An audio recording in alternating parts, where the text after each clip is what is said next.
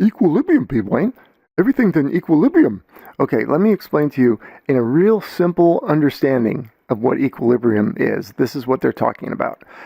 That at a certain speed, when you start to rotate this ball Earth, the ground starts to bulge at the equator. And now, whatever speed you're doing, if you maintain that speed, the ground has bulged out on the equator, and the poles kind of fall in, and all the ground behind it now fills in toward the equator.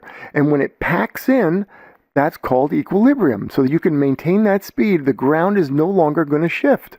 Now, if you increase the speed a little more till where the ground at the equator starts to pull out again, pull up and away from center, then the ground is going to, at the poles, is going to fall inward again toward the center, and everything's going to shift toward the equator, filling in and packing in.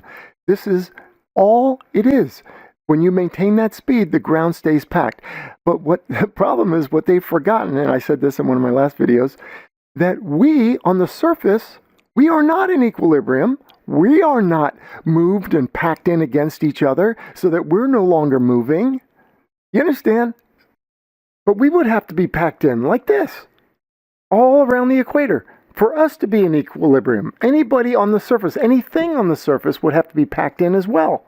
I mean, this is completely busted because of us on the surface. We're not in equilibrium. Anyway, this is so stupid.